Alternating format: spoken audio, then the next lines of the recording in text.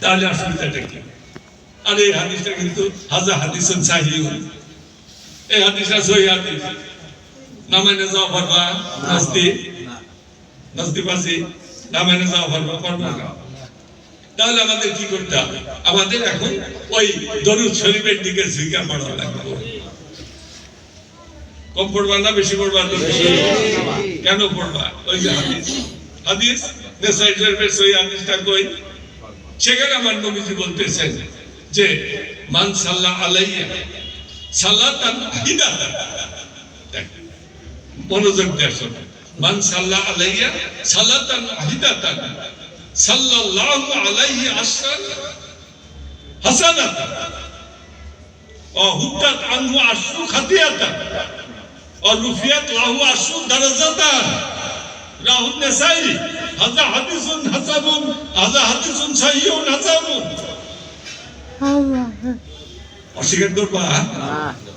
লাফালাফি বান্দরের মতো 80 বছর 100 বছরের বুড়া বান্দর গাছে গাছে লাভ পারে, তুমি 100 বছরের বুড়া বান্দরের ব্যবসা না 5 বছরের মানুষ শিশুর ব্যবসা? তাই হবে।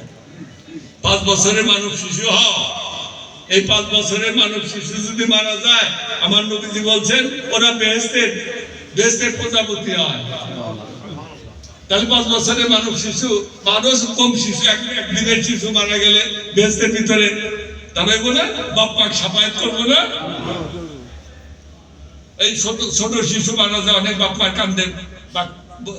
আল্লাহ পাক হাদিস শরীফে আছে, আমার নবীজি বলেন ওই যে ছোট ছোট শিশুরা যখন কোনো মুসলমানের বাচ্চা তারা মারা যায়, ছোট শিশু, মেয়ে শিশু, পুরুষ শিশু যাই মারা যায়, ওরা তার বাবা মাকে পরকালে সাফায়াত করবে। সাফায়াত নাই, সাফায়াত নাই। এই ছোট ছোট বাচ্চারা, শিশু বাচ্চা যদি বাপ মায়ের কেউ মারা যায়, তাহলে ওই শিশু বাচ্চা বাপ মায়ের সাফায়াত করে, আর কয় নবীজি সাফায়াত করা পারবো না। খেত্তা বাজাই দিছে না, বাচ্চা দুনা কাচ্চা বোনরা, তোমরা হুঁশিয়ার নাই মরবা।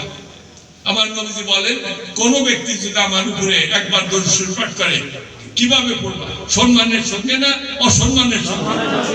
আল্লাহ পাক শর্ত দিয়েছেন না, অত্যন্ত সম্মানের সঙ্গে। কোন ব্যক্তি যদি নবীজির উপরে একবার দরুদ শরীফ পাঠ করে, নবীজি বলেন আল্লাহ পাক তার আমলনামায় সর্বোচ্চ সুন্দর 10টা সওয়াব লিখে দেন।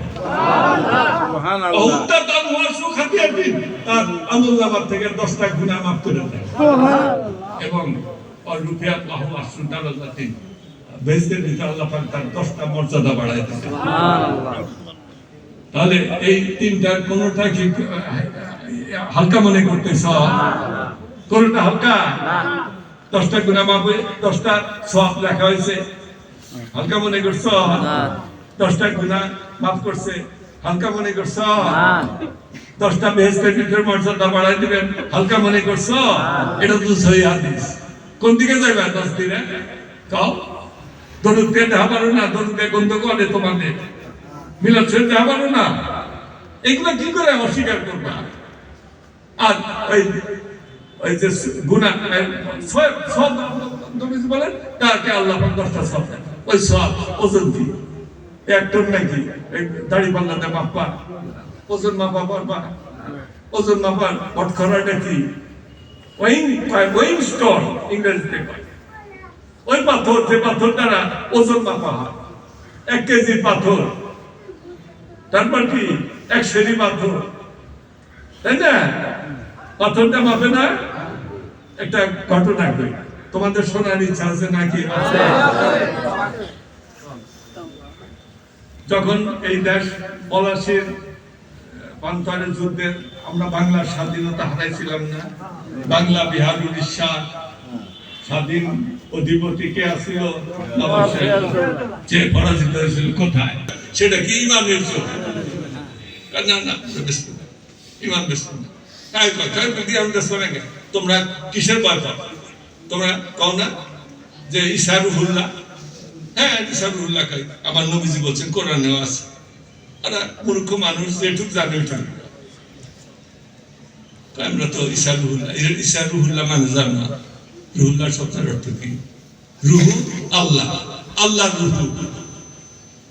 তোমাদের নবীর তোমাদের যে নবীকে মানো তাকে আল্লাহ পাকে রুহুল্লাহ করেছেন, তাই আল্লাহ রুহু, তাই সে তো বেশি মর্যাদা আল্লাহর কাছে। তোমাদের নবীর উপাধি হইতেছে হাবিবুল্লাহ। সব জানে এটা তারা, তারা ইসলামের সব জানে। কয় তারা কি উত্তর দিল? তাও কবে গেছে, কয় যে তোমরা জানো না, তোমরা কি কও? তোমাদের হাদিসে আছে, কোরআনে আছে যে ঈসা আলাইহিস সালাম আসমানে উঠে গেছে। মেরাজ শরীফে দ্বিতীয় আসমানে গিয়ে ঈসা আলাইহিস সালামকে দেখছিলেন। হ্যাঁ,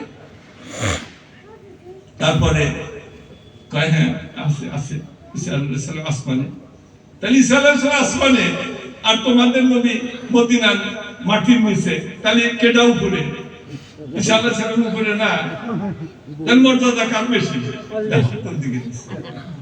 শয়তানের দল। এখন এই গরিব মূর্খ মানুষ ওরা কি করে, আলেম টালেম না, একজন আল্লাহর ওলি যাইতেছে রাস্তা দিয়ে, যে মুসলমান ওই গ্রামে কয়েকটা সাদা চামড়া দেখা যায় বদমাইশ, হ্যাঁ এই পাদ্রী, তারা হাউকা বাজাইছে, এসে কি হয়েছে কি হয়েছে, কয় হুজুর এই তো আমাদের ইমানদার শয়তানের মতো কথাবার্তা করতেছে, আমরা তো কিছু বুঝতেছি না, আমরা তো দিশাহারা। কয় কি কয়? যে কয় ওরা কয় যে ঈসা আলাইহিস সালাম মর্যাদা না হলে ঈসা আলাইহিস সালাম আসমানে উঠে দিছে আর তোমাদের নবী মাটির নিচে, তাহলে তো মাটির চেয়ে আসমান উপরে, তা আমাদের নবীর মর্যাদা বেশি। ওই নবীর কি ধর্ম নাও?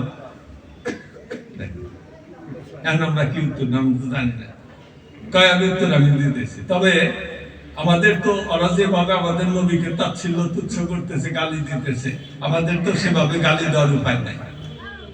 তোমরা কি সালামকে গালি দেওয়া পারবা? তাহলে গালি দিলে ই হয়ে যাবে না, ইমান হারা হবে না, গালি দেওয়া যাবে না, কিন্তু তাদের কথারও উত্তর দেওয়া লাগবে। এখন তিনি বললেন যে তোমাদের ঘরে বাড়ির ভিতরে দাড়ি পাল্লা আছে না? আছে আছে, কানুন দাড়ি পাল্লা। আর একটা 5 কেজি ওই সময় একটা পাথর ইনস্টল, আর একটা আনো 1 পোয়া, এই দুইটা নিয়েছি। কি কি করবো বুঝাইতেছে, এবার তুই তাও আমার দিকে তাকাও, এই যে দাড়ি পাল্লা একদিকে তোলো, এই 5 শের, ওই সময় কি কেজি আছিল শের, আর এদিকে বসা পোয়া, কোনটা নিচে নামছে? 5 কেজিটা নিচে নামবে না পোয়াটা নামবো? মানে দেখো, এই যে আমাদের নবীর ভাগ বেশি বলে নিচে, তোমাদের নবীর ভাগ বেশি বলে, বুঝতে পারছো? এইভাবে কোনো অসম্মান নাই। এই যে আমাদের দেশে একজন আর একজন এগুলো কালচারটা তো ইসলামে নাই। এখন ওই এই যে তোমরা যে নেকি দিল, আমার বললেন দয়াল নবীর প্রতি সম্মানের সঙ্গে একবার দরুদ যদি কেউ পড়ে, একবার পড়বা, একবার পড়লে আল্লাহ পাক 10টা নেকি দেবেন। এই 10টা নেকির ওজন কত? কও। অনেক কলি দেব না, মাপো, মাপা করো। ওই বটখরা বা উইংস্টোন, ওটা কিন্তু এই আমার আল্লাহ নবী বলছেন ওটা কিন্তু তোমরা খুঁজে পাইবে না, নেকি মাপার ওজন বটখরা খুঁজে পাইবে না। ওই নেকি মাপার যে বটখরা, ওর নাম হইতেছে কিরাত। ওই কেজিও না, শেরও না, মনও না, আর এই হাদিসি ভাষায় কি বলা হয়? কিরাত। আর ওই কিরাতের ওজন কত জানা? কিরাতান নিসা উহুদিন। নবীজি বলেন ওই 1 কিরাত, এই যে পাথরের ওজন, নেকি মাপার 1 কিরাত পাথরের ওজন হচ্ছে উহুদ পাহাড়ের সমান। তাহলে তুমি যদি একবার দরুদ, আমরা হিনে দরুদ পড়ি নাই, অনেকবার পড়ছি নাকি? তাই প্রতিবার দরুদ আমরা হিনে তো দয়াল নবীর সম্মানের সঙ্গে পড়ি নাই। ওই নজদিকের কথাবার্তা ওরা কিন্তু আমি সম্মান করা জানে না, কিন্তু তোমরা ইমান হারা হলো।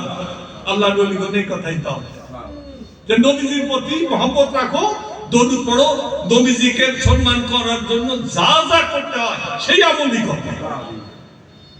আমরা এখানে নাতে রসুল পড়ি নাই, মিলাদ শরীফ পড়ি নাই, এগুলা দয়ানবীর মহব্বতের দিকে গেছে না? এই জন্য তোমরা মহব্বতের সঙ্গে দরুদ শরীফ পড়ছি আমরা। প্রত্যেক এশার নামাজের পর আমাদের তরিকার যে ওজিবার ভিতরে 500 বার দরুদ শরীফ পাঠ করতে। তাহলে 500 বার যদি আমরা একটা এশার নামাজের পর একটা ওজিবার ভিতরে পড়ি, তাহলে 500 ইনটু 10, তার কথা 5000।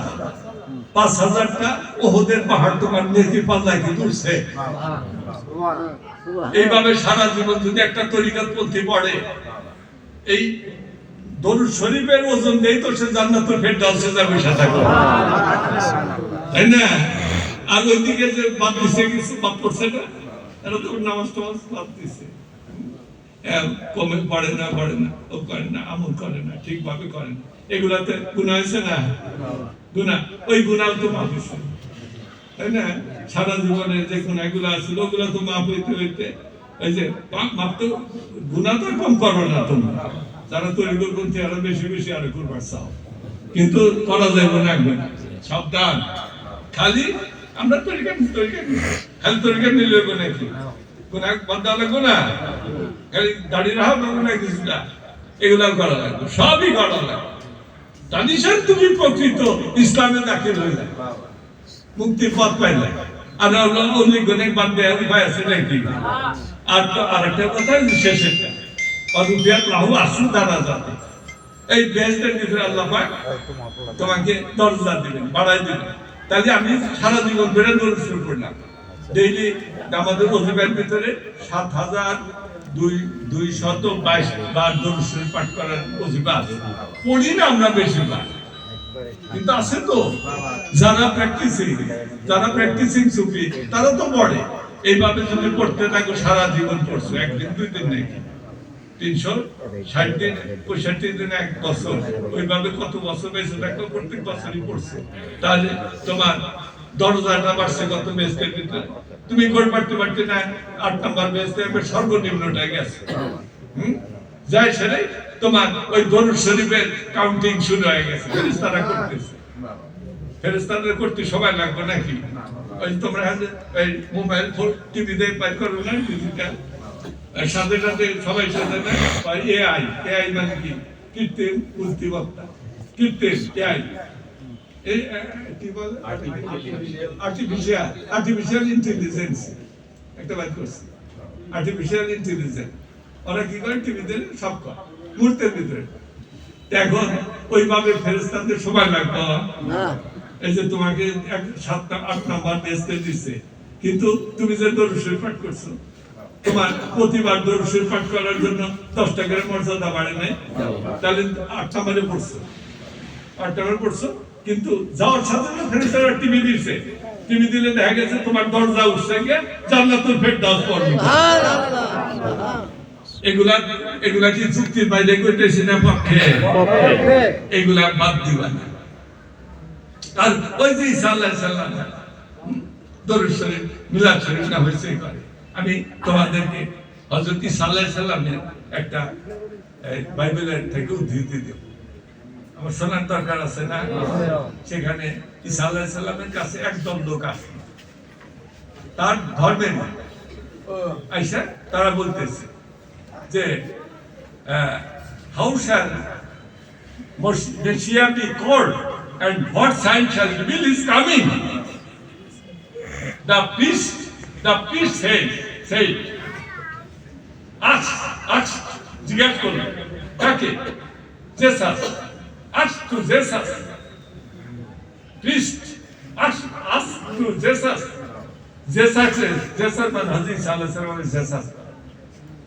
ঈসা আলাইহিস সালামকে কতগুলো ধর্মের যে প্রিস্ট, তারা ধর্ম প্রচার করে, ইহুদি ধর্ম, তারা এসে বলতেছে যে আপনি বলেন যে মসিহ আসবে, আখেরি জামানায় মসিহ আসবে, এটা আপনার জল্পনা। তাহলে আমরা আপনাকে জিজ্ঞাসা করি, how shall Messiah be called and what sign shall reveal his coming? এই যে আপনি মসি করেন, মসি আসতো, এই মসি কে? তার নাম হবে কি? How shall Messiah be called, তাকে কোন নামে ডাকা হবে, আমরা চিনব কি করে? And what sign shall reveal his coming, তিনি যে আসবেন তার কি সাইন, কি চিহ্ন প্রকাশ পাবে? Jesus answered, the name of Messiah is admirable, for God himself gave him the name, and when he shall sail into the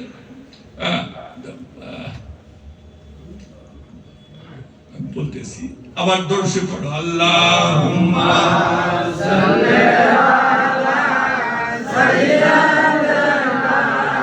মাওলানা মুহাম্মদ ওয়া আলা সাইয়্যিদিনা মাওলানা Muhammad. Jesus said, the name of Messiah is admirable, for God himself gave him the name when he has sent into the world. When he will send into the world, he shall এই ধরনের একটা যাই হোক. তারপর বলতেছেন যে ঈসা আলাইহিস সালাম বললেন যে মসিহ আলাইহিস সালাম যিনি আসবেন আখিরি জামানায়, আমার পরে আসবেন, তার যে নাম সম্বন্ধে তোমরা জানতে চাইছো, how shall Messiah be called, কি নামে তাকে ডাকা হবে, তার নাম তো আল্লাহ পাক ওই ভেস্তের ভিতরে লিখে দিয়েছেন, আর তার নাম ভেস্তের ভিতরে আল্লাহ পাক লিখে দিয়েছেন মুহাম্মদ, এটা তিনি বললেন। এবং তিনি বলতেছেন আল্লাহ পাক যখন তার নামকরণটা করলেন তখনই আল্লাহ পাক তাকে বললেন যে I make thee a present in so much that whoso shall bless thee shall be blessed, and whoso shall curse thee shall be cursed. তিনি বললেন যে আল্লাহ পাক ওই নামকরণের সাথে সাথে তখন তো আল্লাহ এবং মুহাম্মদ এই দুইজন ছাড়া কেউ নাই, আল্লাহ এবং মুহাম্মদের ভিতরে কথা হচ্ছে। মুহাম্মদ সাল্লাল্লাহু আলাইহি সাল্লামকে আল্লাহ পাক তার নূরে মুহাম্মাদি, আল্লাহ পাক তার যে নূরে মুহাম্মাদিকে সৃষ্টি করছেন সর্বপ্রথম, এর আগে তার কিছু সৃষ্টি হয় না। কিভাবে সৃষ্টি করছেন? আল্লাহ নূর দ্বারা। হযরত গরিবে নওয়াজ খাজা বাবা মাইনুদ্দিন চিশতি রাহমাতুল্লাহ আলাইহি তার কিতাবের ভিতরে লিখছেন, সেদুর রাসূলের ভিতরে লিখছেন, আল্লাহ পাক হাদিসুল কুদসির ভিতরে বলেন যে হাদিসুল কুদসি খালাকতু মুহাম্মাদিন মিন নূরি ওয়াজহি, মিন নূরি ওয়াজহি খালাকতু মুহাম্মাদান, খালাকাল্লাহু তাআলা, আল্লাহ পাক বলেন খালাকতু মুহাম্মাদান মিন নূরি ওয়াজহি, আল্লাহ পাক বলেন আমি মুহাম্মদকে আমার মুখমণ্ডলের নূর থেকে তৈরি করছি। মুখমণ্ডলের নূর। I have created Muhammad sallallahu alaihi wasallam. Allah Pak bole, I have created Muhammad from the light of my own face. আমি আমার মুখমণ্ডলের নূর থেকে তৈরি করছি। হযরত গরিবে নওয়াজ বলেন যে মুখমণ্ডলের নূর দ্বারা কি বোঝানো হয়েছে? আল্লাহ পাক তো এটা বলতেই পারতেন যে আমি আমার কুদরতি পায়, কুদরতি পায়, আল্লাহর যে কুদরতি পা ওটাও নুন না, আল্লাহর মুখমণ্ডল ওটাও নুন না, আল্লাহর হাত ওটাও নুন না, সবই নুন। আল্লাহ যদি বলতেন যে আমার কুদরতি পায় যে কনিষ্ঠ আঙ্গুলের নূর থেকে আমি মুহাম্মদকে তৈরি করছি, এটা যদি বলতেন তাহলে কি আল্লাহকে ফিরানোর কেউ ছিল? কিন্তু আল্লাহ কেন বলতেছেন মুখমণ্ডলের নূর? ইহা সে হাদা সে মুরাদ তফসির, ইহা সে হাদা সে মুরাদ সারে সিফাতু কা হকদার মেহেরবান ওয়াজুদ পাক। এখানে আল্লাহ পাক যে হাদার কথা বলছেন, মুখমণ্ডলের কথা বলছেন, এর দ্বারা আল্লাহর যে সমস্ত সিফাতরা দিকে বোঝানো হয়েছে। আল্লাহর জাত এবং সিফাত সমস্তকে একসাথে বোঝানো হয়েছে, এজন্য মুখমণ্ডলের বলা হয়েছে। যখন আল্লাহ পাক নবীজিকে তৈরি করলেন তখন তো নূরে মুহাম্মদ আর আল্লাহর জাতির নূর পাশাপাশি। আর তো কেউ নাই। তখন আল্লাহ পাক বলতেছেন যে আমার বন্ধু আপনার নামকরণ আমি করলাম মুহাম্মদ। ঈসা আলাইহিস সালাম বলতেছেন তার নামকরণ করলাম Muhammad. Muhammad is his blessed name. Bible সেখানে বলতেছে মুহাম্মদ তার ব্লেসড নেম, তার আশীর্বাদ প্রাপ্ত নাম মুহাম্মদ। মুহাম্মদ শব্দের অর্থ হচ্ছে প্রশংসিত, সর্বোচ্চ প্রশংসিত ব্যক্তি। তার উপরে আর প্রশংসা প্রাপ্তের কেউ নাই। এবং আল্লাহ পাক বললেন যে I make thee a present in so much that whoso shall bless thee shall be blessed and whoso shall curse thee shall be accursed. হে আমার বন্ধু, আপনাকে আমি পৃথিবীতে I will create the paradise world and great multitude of creatures for your sake. আপনার জন্য আমি এই great multitude of creature, এই যে বিশ্ব ব্রহ্মাণ্ড সব তৈরি করবো আপনার জন্য। এবং আপনার প্রতি আমার এই কি থাকবে, এই দয়া থাকবে যে আপনার প্রতি আপনার এত মর্যাদা আমি দেব যে আপনার প্রতি যদি কেউ দরুদ শরীফ পাঠ করে, যেমন আমরা দরুদ শরীফ পাঠ করি, যারাই দরুদ শরীফ পাঠ করবে আমি তাদের উপরে রহমত বর্ষণ করব। তারা আশীর্বাদ প্রাপ্ত হবে। কার যারা আপনার উপরে অভিশাপ দেবে তাদেরকে আমি মালাউনের নিচে মালাউন। When I shall send thee into the world, I shall send thee into the world, I shall send thee as my messenger of salvation. আর আমি যখন আপনাকে সেই পৃথিবীতে পাঠাবো তখন আপনাকে আমি পৃথিবীর ত্রাণকর্তা রূপে পাঠাবো। Salvations of this world, salvations of this world, এই পৃথিবীর ত্রাণকর্তা রূপে পাঠাবো। Then the crowd, যারা শুনতেছিল ঈসা আলাইহিস সালামের সেই ভাষণ, তারা অনেক লোক সামনে তারা বসেছিল।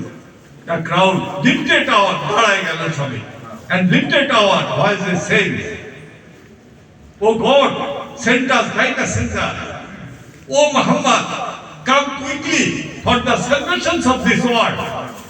উপস্থিত জনতা সব একসাথে দাঁড়ায় গেছে, দাঁড়ায় বলতেছে, ও গড, হে আল্লাহ, সেন্ড আস thy messenger, তুমি তাড়াতাড়ি তোমার সেই মেসেঞ্জারকে আমাদের মধ্যে প্রেরণ করো। ও মুহাম্মদ, হে মুহাম্মদ সাল্লাল্লাহু আলাইহি ওয়াসাল্লাম, আপনি কোথায় আছেন?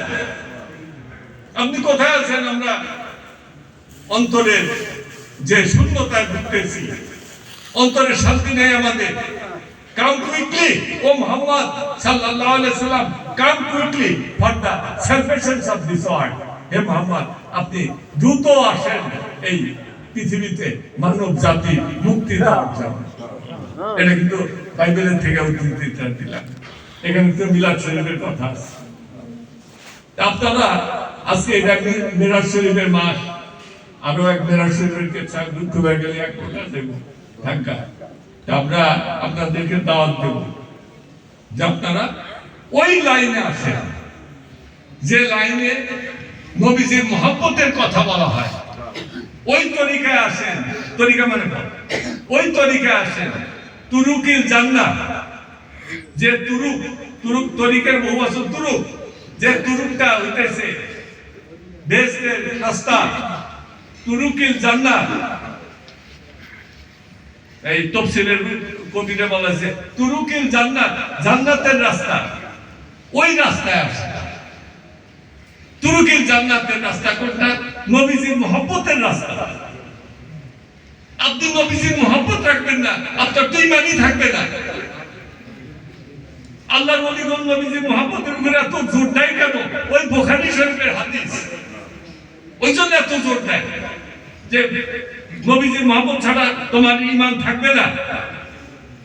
বুখারী শরীফ আমার নবীজি হাদিস শরীফের ভিতরে বলেন, লা ইউমিনু আহাদুকুম হাত্তা আকুনা হাব্বা ইলাইহি মিন ওয়ালিদিহি ওয়া ওয়ালাদিহি ওয়ান নাসি আজমাইন।